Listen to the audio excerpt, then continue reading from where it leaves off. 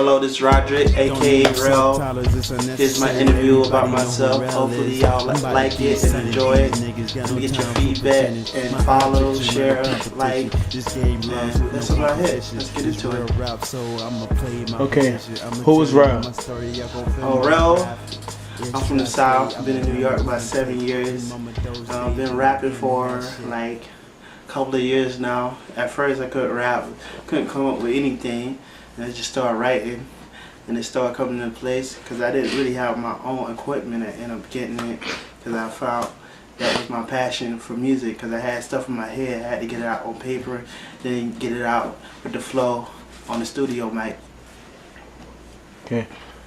Do you write your own songs? Discuss the songwriting process and details. Yeah, I write my own songs, and I go off my emotions and what I feel and what I've been through. I've been like stopped by the cops a lot. I had guns pulled on me, and talking about to rob my own place where I live at, because I was in a nice neighborhood and I had a big coat on, and I was just outside late night. And as I was walking back to my house, because the front door would usually be unlocked, but the back door is also unlocked. So I was going in the back. Next thing you know, freeze! I had my headphones in, I didn't hear anybody. And then I like, what's that noise? Luckily I took my headphones out to hear what was going on, because I just saw mad cops had their guns pointing at me. Let me see some ID. You trying to rob a place? I'm not pulling out my ID so I can get a shot. You can come take the ID out my pocket, and then you can see if I live here or not. But I do live here. I let them know we had cameras, and they just hands up, and next thing you know, they had ran up on me, put my hands against my back, and then they threw me against the wall. I told you I live here already. Just got my ID out my pocket. You see that I live here. Why I'm still against the wall?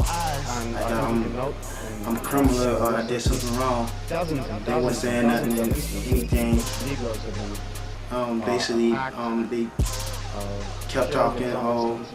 So where he was walking, where he was headed. I'm like, I live here. Why y'all asking me these questions? I don't have anything on me, and this is where I live.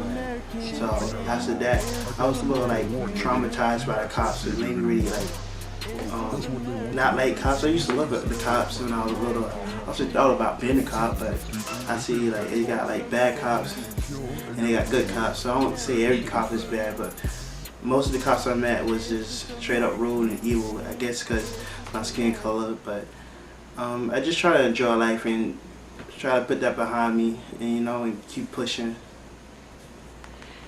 Okay. Are you looking for an independent label deal or a major label deal? Why? Well, basically, I like being independent, and because I'm free, I can do whatever I want without nobody telling me, oh, I have to do this or I have to do that. I like being creative by myself, or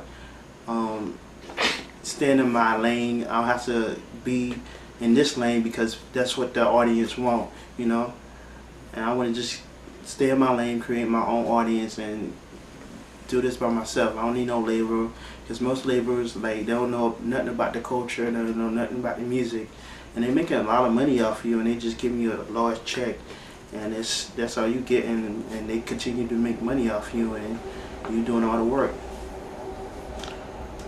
Okay. Are you financially able to fund the cost of establishing your career? Well, I'm not really there yet, but as long as you believe in that you can achieve anything. Anything is possible. Nothing's not possible unless you don't have faith or energy in yourself, or belief in yourself. What are your long-term career goals? Well, hopefully I can get a following and get to a platform where I need to be at, so I can continue to create creative music and come up with new ideas, because I'm tired of working 9 to 5, working hard every day, being up for hours straight, just making money, and like you work so hard, and but they take mad taxes out. It's like you're not getting no money basically. So like I'm just trying to find my own career, having my own studio, having my own music company or something like that, so I can take myself to the next level and be happy with my career. You know, because you want to be happy in a career. You don't want to be miserable doing a career that you don't enjoy. How would you describe your music? How do I describe my music is um it's deep, and I'm trying to like what I have in my mind. I try to write it down on paper, because what I have in my mind is like I can't just freestyle it. I gotta make sure I write it and make sure you understand it, you know, and it's precise, you know. And I make sure you feel it and like, oh, that was dope, you know. And you think about it, you know. I want something that you can continue to listen to, not like fast food. You just listen to it for a moment, and then like after a while I get old. I want you to be able to relate, you know, and keep relating to it, and, you know. Those type of music I'm trying to have, you know. Who influenced you to write music? Who influenced me? Nobody really influenced me, but it's just like my life struggles, what I've been to. I've been to a lot of pain and hurt. I had some happy moments, sad moments. I had death in the family that influenced me to write, but nobody really influenced me to write but myself, to express my emotions and how I'm feeling. How often do you drop music? Like when I first started doing it, I used to just hurry up and just rush and not really take my time to put my artwork together and create, because I just wanted people to hear it, because I created it. I thought it was nice, and I just wanted people to hear my works. But now as I got older, I take my time and try to put stuff together and make sure everything is alright. If you was to make it in the industry, how would you feel like you're different from other rappers? Well, if I was here to make it, if I made it a day, how would my music influence people? Hopefully, it can relate to somebody's issue or something somebody going through. They can relate off it and like be able to get to their problem by listening to my music. You know, I don't know. I don't know if I compare to anybody or I'm in my own lane, but hopefully I'm in my own lane, because I know I got my own flow and my own crazy ideas when it comes to recording music, you know, and hopefully somebody can relate. That's all I want. Do you get nervous before performance or competition? Everybody get nervous, but after a while, as you get older, you see a lot of people. You gotta go to work and communicate with people you don't even know, and try to make the best of it and smile when you really don't want to smile, because you don't really want to be there. But you make the most of it and you do your thing and get to the day, you know? So, yeah. Okay. Being that you said that, what advice would you give to a beginner who is nervous? So, if I had any advice for a beginner, so I used to be a part of the step team and play football and stuff. I had to be around a lot of people, you know? So before I do anything, my step teacher always told me, like, never look at the audience, look at the clock, or find something that's like a circle, a dot. Just look at it, just stare at it, and just do what you gotta do, and just block everybody else out, and just do your thing. Okay. Do you attend sessions? What make a good session? Well, what make a good section when you go to a studio session is like people there to, not just having people there just to be there, having people there that's creative. Like, because when you feeding off energy, you feeding off other people's energy, and you feeding off your energy, and y'all can like correlate, and that make the studio session go great, because y'all both bringing ideas to the table, you know, and that's how like the hits happen, you know. So never have that, like, they're not working on music or something, not bringing nothing to the table, they shouldn't be around you. That's how I always feel. Like, if you're not bringing nothing to the table and I'm bringing everything to the table, why are you in my presence? You have nothing to offer for me. Okay. Were you influenced by old records and tapes? If so, why? Which ones? What influenced me? Tupac. Tupac, everybody know who Tupac is. I don't really have to say much about him. But he was great. Biggie. Who else? That's great. For let me just move it on. I like Joey Badass. I like J. Cole, Kendrick Lamar. I like Wale. I like Meek Mills. I like Drake. Who else I like? I like a lot more people, but when they come to mind, they just great, you know. But that's the people who influence me and stuff like that. Do you perform in public? I never really found it interested in performing it in public, but I do open mic sometimes, and I get like a lot of people liking my music. They ask me, is it on the radio? Because most of the music I don't put up, because like I don't want to get it copyrighted, and I want everything that I created to be online, you know. So most of the music I don't just put up, it just save it and store it, and one day hopefully it goes somewhere. How would you describe your fan base? Is your music more for the guys or females? It's for everybody. People who can relate, no matter what race you is, and like if you don't know about the culture, what's going on in culture, and like I'm going on in my culture, but like that, I'm telling you what's really going on, because what they showing you on TV is it's not what it is, you know. And people smile in your face and that like they your friend, but they really not. So I just watch my enemies. Keep my enemies close, keep my friends close, and my enemies close, you know. That's the only way you're going to survive in this world. Do you teach music? I don't teach music. Like if you got talent, you got talent. If you don't, you don't. Okay. How often and for how long do you practice your music? Well, like when I'm on the train, like long rides, like, cause usually I be getting off late, or if I'm going someplace and like I have my phone with me and I make notes of like lines that I say and I just write it, or I listen to a beat that help me continue to create the song, how I want to break it down and how I want to say it, you know. And I practice on how to flow it and pronounce it so it can come out good and nice, you know. Okay, jumping off the topic of music, how would you describe your love life? My love life? I say it's unbalanced, but I love my girl. She the best, you know. She the best, you know. I can't really say nothing bad about her. Love her to death. Okay. What was some of your first songs like? My first songs was very creative, but I didn't really know what I was doing. Over time, like it's like going to school. Like it's like first grade. Some people learn quick. It just took me a while to catch on what I was doing, and started watching videos on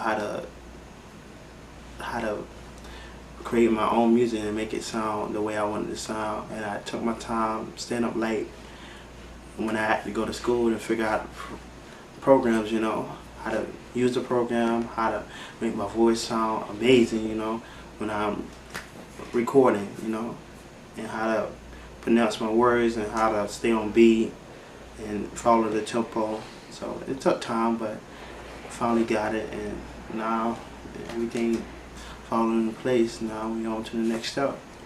What encouraged you to buy your own equipment? Because if you don't invest in yourself, it's like, what are you here for? Like, if you got, you got talent. Nobody actually, if you just believe in yourself, like, I got this, I know I can do this, and nobody can tell you nothing, and you just buy your own stuff. Because I got tired of going to studios and they saying like 500, 600, 700, just to do one song, man. Like, I just want to record one song. I just want to hear myself one time. Like, you gotta pay mad money. I got tired of that. So I just invested in my own equipment, you know, and do what was in front of me, and as I got more money, I started buying more stuff, and that's how I went. So invest in yourself. If you don't have any money right now, save. Just save every little dollar you got. Save. If you get like $2, put $1 away. Save it. It'll pay off in the long run. What is a typical day for you like? What a typical day for me like? Honestly, I sleep and hang out with my friends, go out to eat, go to the movies, Knock the fuck out. go to the club. Y'all see me turning up on Instagram. That's what I do, man. I'm not a bored. I can't be bored. And like I'm a happy guy. I like positive people around me. If you got negative energy and also you're thinking about hurting somebody or taking from somebody, not giving, you don't need to be around me, you know. I'm here to uplift people, not take away, you know.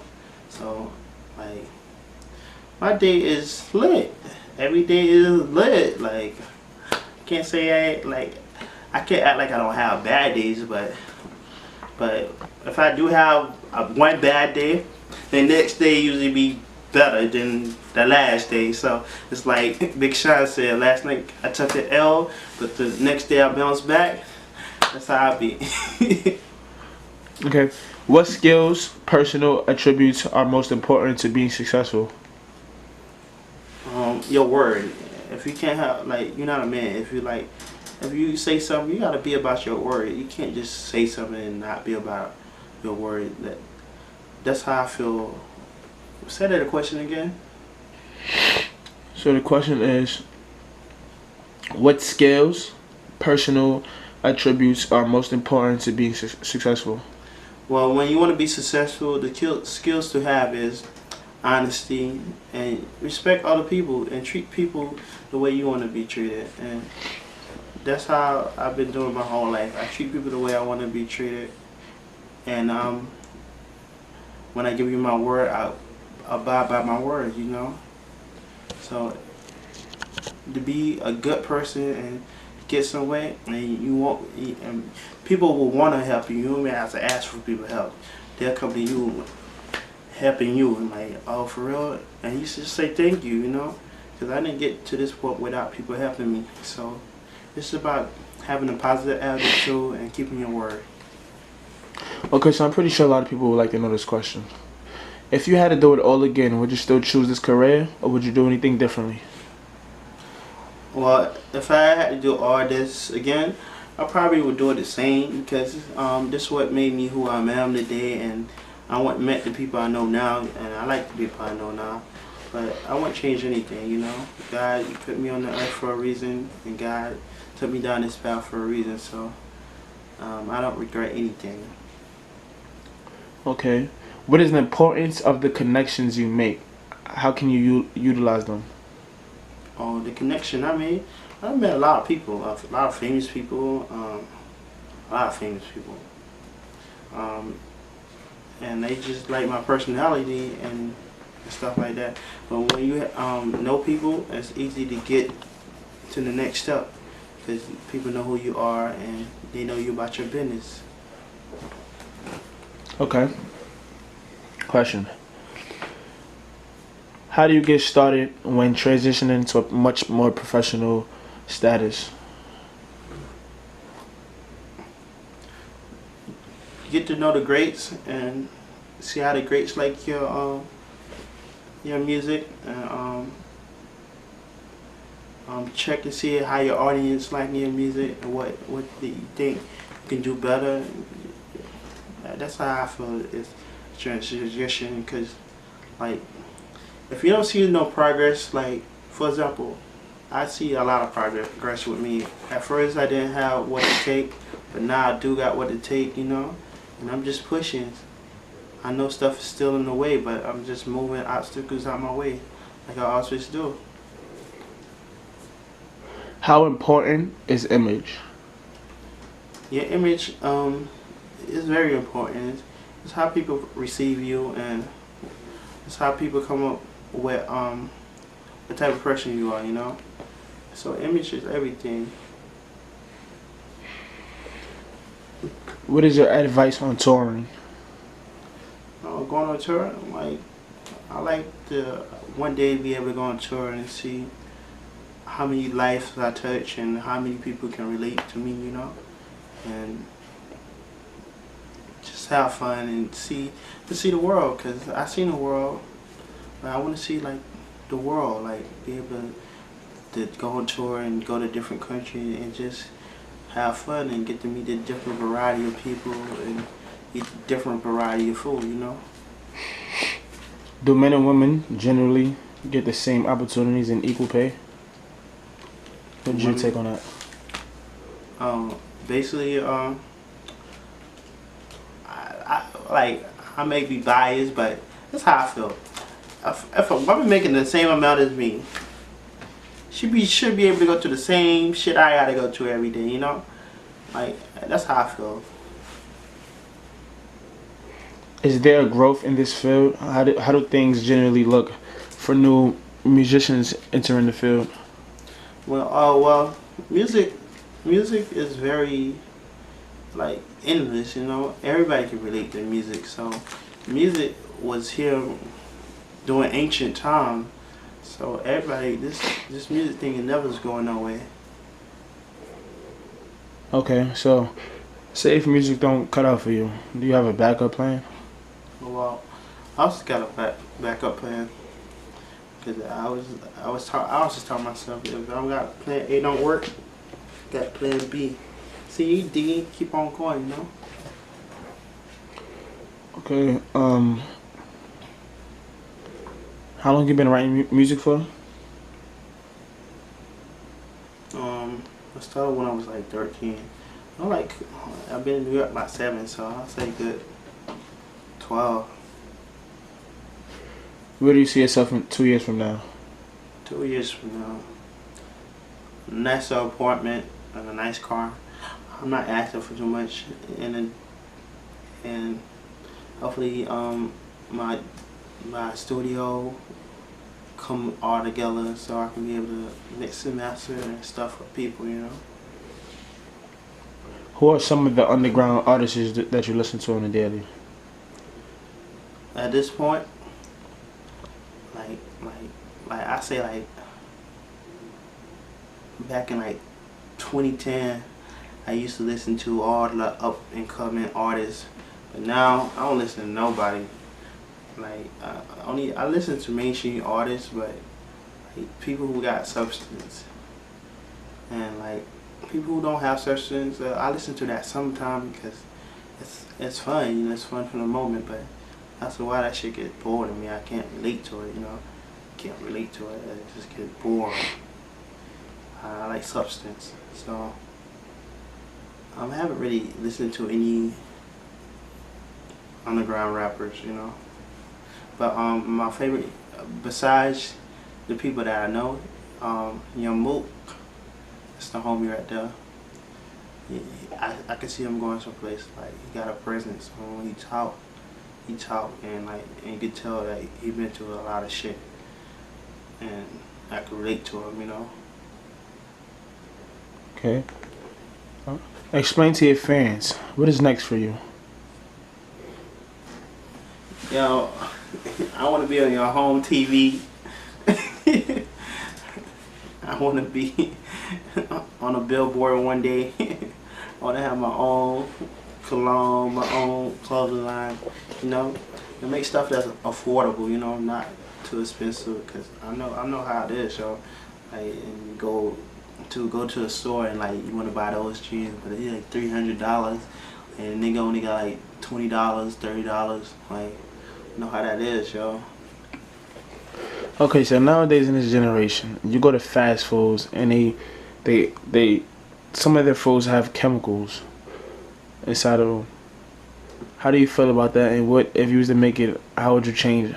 Basically, fast food is going out of style in America because people are starting to eat healthier, so they have to now they have to go global. Basically, they globalizing their food. They trying to bring healthier items to the people who live in America because we're not buying their food no more. After we see what's going on, because basically they really killing you, but they killing you full. So people not really asking questions, but now people starting to wake up to what's really going on. So if I had to change that, I really don't have to, because people already have their eyes open to what's going on.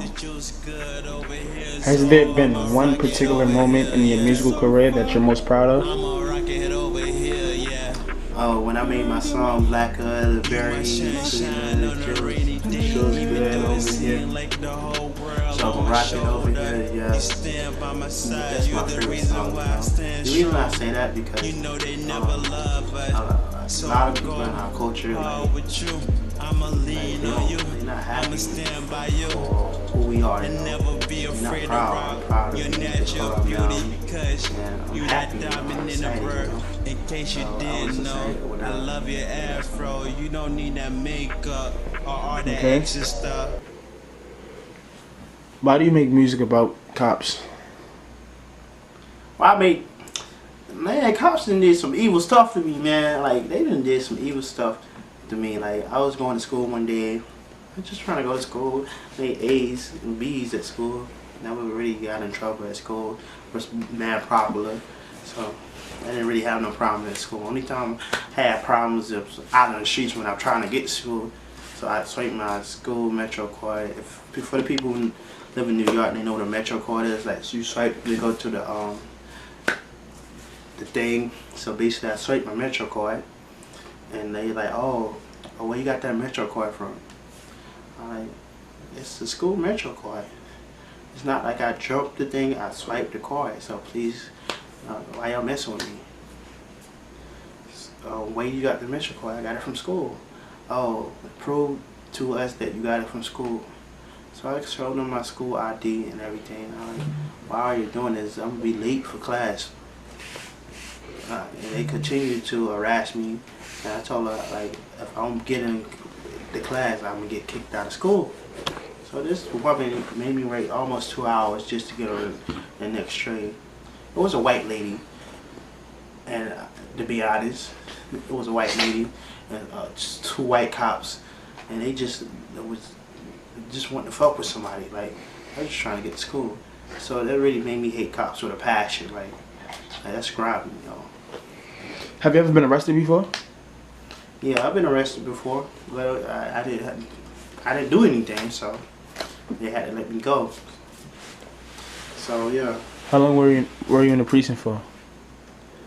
Oh, the precinct, I wasn't there for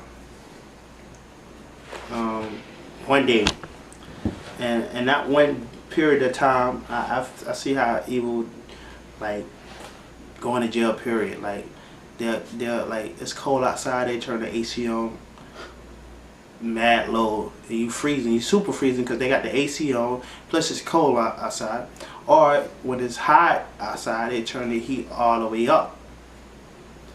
So I was there the whole day. It was hot outside, so they turned the heat all the way up. And then when they got the temperature dropped, they turned the AC on. It was mad cold.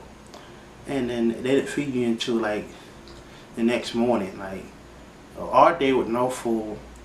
And they didn't even know I did a crime or not. It was like cruel and unusual punishment. Okay, so it seems like you've been in police contact a few times now. When was the last time you've been in contact with a police officer? Last time was when I was in my house, going to my house. He pulled up on me with mad guns. Your fans would like to know, how did you become a contact or affiliated with the artist Young Mo? Oh, me and Young Mo used to work at American Eagle. And I used to be a security guard there, you know, doing my little martial arts and shit. I was like, Spike Lee, what's that guy name?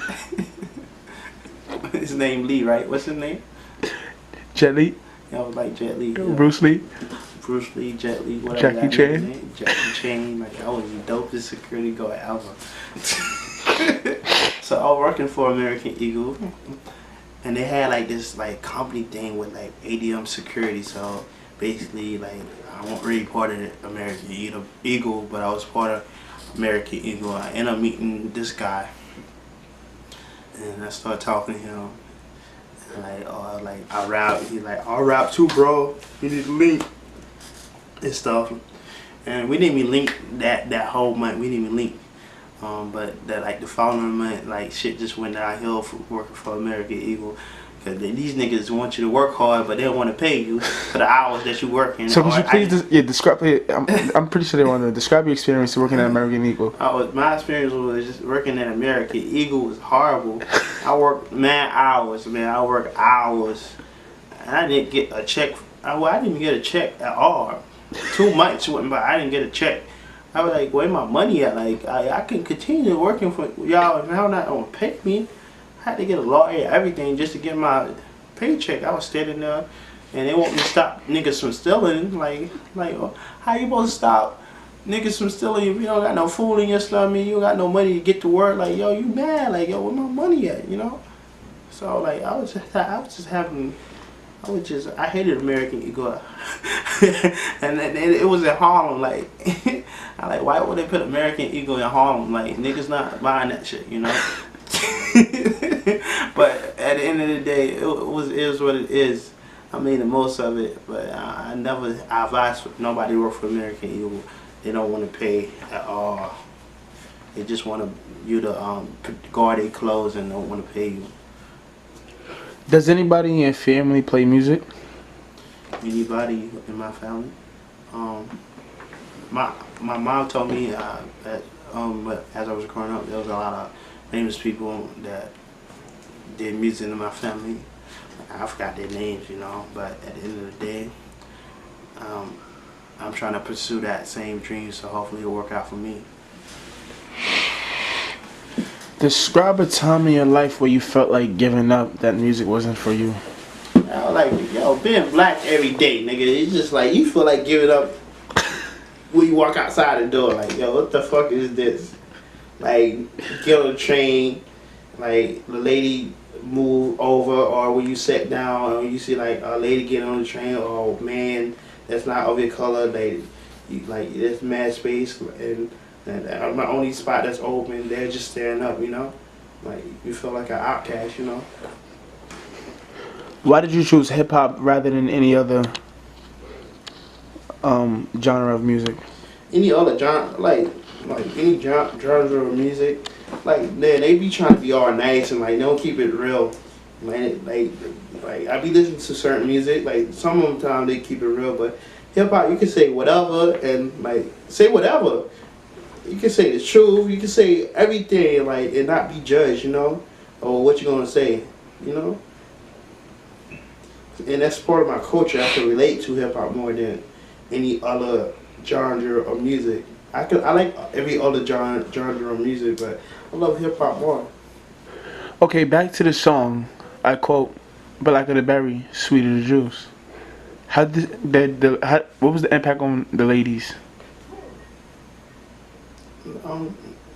The ladies liked it. They just said I should have went a little bit stronger. Like when I wrote that song, I was half fucking asleep, you know. I was like, but I like what I heard in my head, and I kept hearing in my head, so I had to record it. But they said I should have went harder. The next time I do it, just go in, like say what's really on my mind, don't hold back. They said I should have went in. I was holding back, you know. Okay, let's reflect back on your childhood. Describe the relationship your father had with your mom. I really didn't have like a childhood. My aunt raised me and I was in and out of care, so basically I made my own little childhood. I made friends for like the moment, and then I switched to school, you know. You know how that shit works. Were you a big Michael Jackson fan? Yeah, I like Michael Jackson. I heard some things about him, but as a person growing up, like Michael Jackson, like everybody knew who Michael Jackson was, you know. And like that guy came a long way, you know. Okay, before we wrap it up, could you please describe what are some of the most potential income of this career?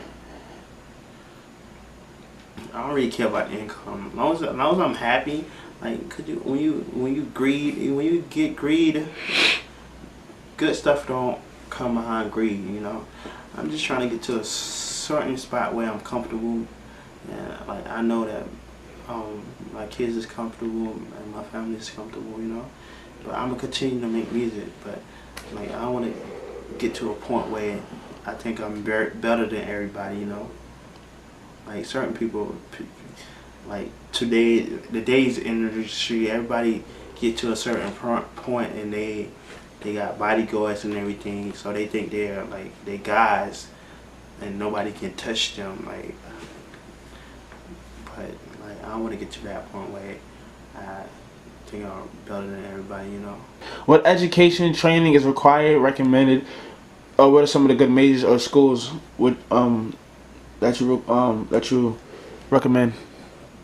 Oh, like I'll be honest with you, I see people who get a lot of degrees and stuff like that, and like they just got a normal job like me, and I seem to be making more money than them.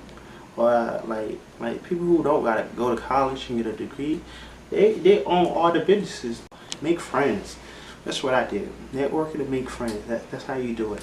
You go to college, you spend all this money, and then like at the end of the day, like you have nothing to show for it unless you know somebody in the industry to help you get in. That's the only way I see you making it. Unless you gotta really be hungry. But most people I know, like they get all these degrees, bachelor's, doctorate, and like they still stay with their mom on the couch. And they still owe student loans, and they working at Burger King, they working at McDonald's. I'm making more money than them. Like, so at the end of the day, like I say, do it on your own, you know. What are some of the typical mistakes people usually make while trying to pursue the same career as you? Like you get to a certain point and you make it, like nigga, or like why you want to go to jail? Why you want to be on probation? Why do you want to do that? You know, like yo, like you want to stay away from all that bullshit.